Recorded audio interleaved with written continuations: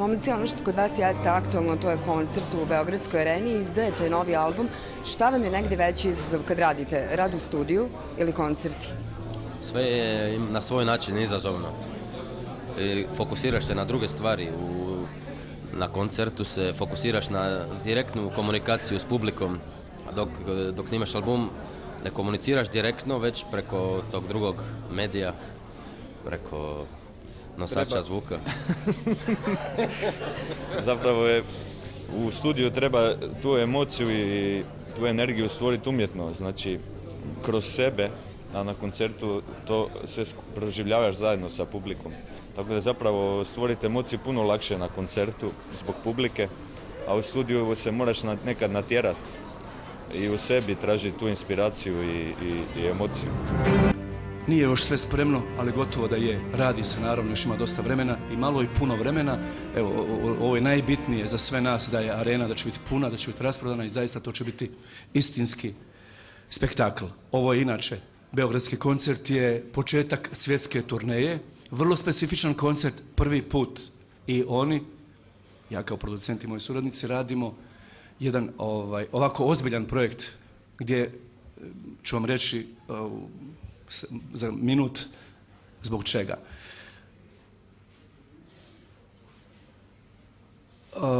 Želim... Ne maltretiraj, ne. Zahvaljujući Luki i Stjepanu, to moram reći, to sam rekao i prošli put, zahvaljujući Luki i Stjepanu, vrlo su pristupačne cijene za ovaj koncert. Oni su izrazili želju da dođu u Beograd, da dođu u arenu. Zahvaljujući njima, znači, koncert je takav kakav je, a zahvaljujući gradonačelniku Zagreba, Milanu Bandiću, koji je dao svoj doprinos, uz tu čelo, ovo je sad ekskluziva, uz tu čelo se nastupa i 60 muzičara Zagrebačke filharmonije. Dakle, vjerujte mi, to će biti spektakl. Zbog toga mogu već sada reći da će to biti nešto neponovljivo, vjerojatno je od najvećih koncerata u Beogradu.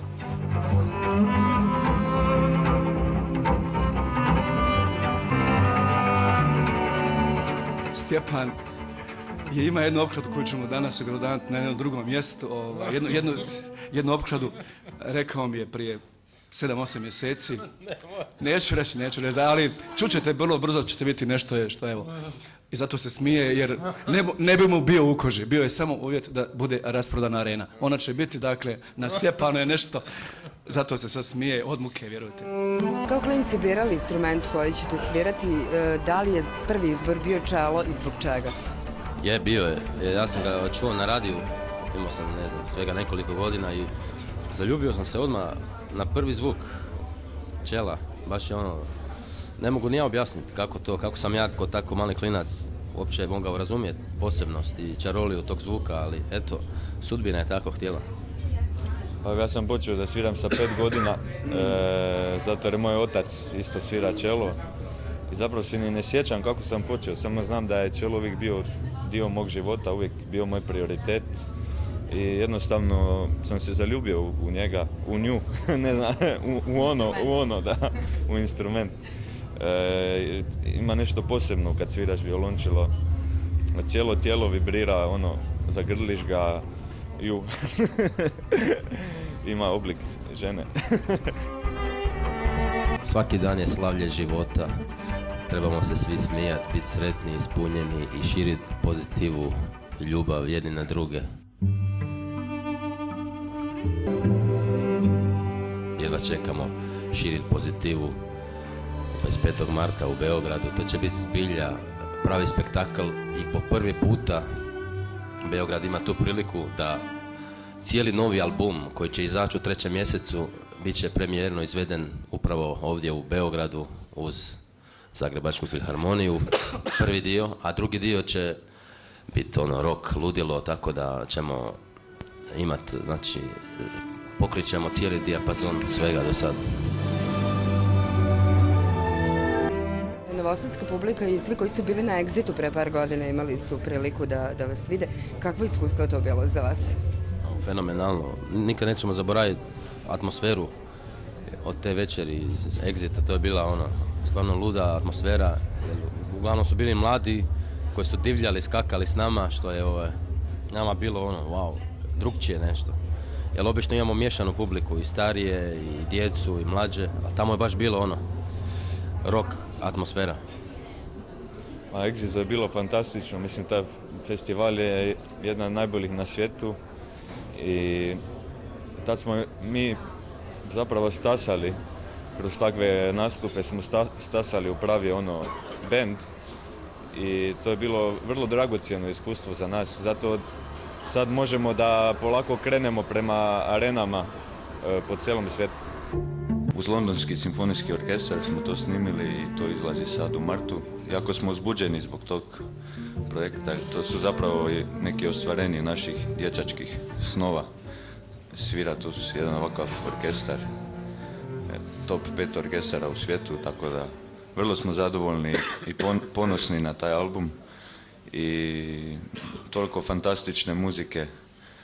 Meni je osobno filmska muzika najljepša, tako da bit će lijepo. Sa svetskim muzičarima ste radili, sarađivali, šta ste naučili od njih i opet kakva su to neka iskustva za vas i za vaš neki rad? A naučili smo koliko god si velik, uvijek moraš imati taj neki pristup ko da si tek na početku. Naprimjer, Elton John i dalje daje sve od sebe ko da je tek na početku karijere i svaki koncert stvarno 200% sebe uvijek do zadnje kapi.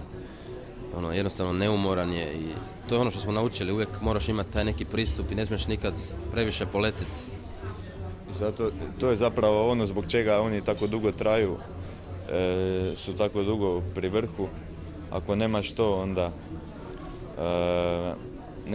nećeš rast, nećeš opstati. Ovo je sve naš dom, cijela ova regija i nama je bitno tu kad smo sviramo oko da smo doma, tako da uvijek smo tu nastupali, uvijek se vraćamo i drago nam je da svaki put sve veći projekt i da tako lijepo rastemo ovdje i zbog toga. I onda ćemo i do Marakane. A onda još jedna oklada.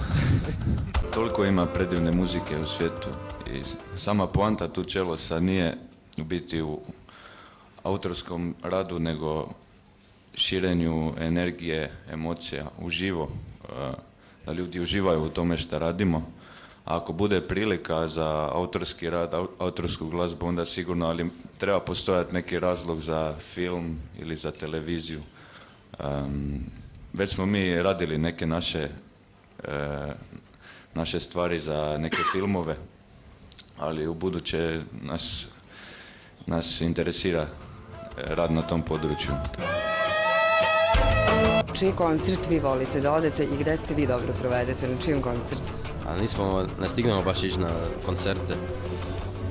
Iako bi volio čuti neke stvari, tako da možda u buduće ću ići. A mi smo non stop po turnejama, a kad nismo onda malo odmaramo. Da, od muzike. Tako, radimo obične stvari, normalne ljudske stvari. Ali volio bi recimo, meni me želja vidjeti ići na Coldplay uživo na neki stadion, da doživim tu atmosferu, taj njihov koncert, to mi je recimo želja, ali nikako da ih uhvatim. Možda će se neki dalje navesti. Da. Hvala puno uspeha, vidimo se 25. u Areni i možda, bilo bi lepo na nekom Exitu ili nekom koncertu u Novom Sadu. Samo da mi Stjepan da vam kaže kako se, jer imam tu puno problema, kako se piše tačno tu Čelos, zajedno, odvojeno, velika slova. Zajedno. Ajde sad ti reci, molim te. Piše se zajedno, bez razmaka. Znači dvojka. I sve velikim slovima. Tako da hvala. No, definitivno smo utvrdili Toga gradivo. nervira, ne može spavati po noći.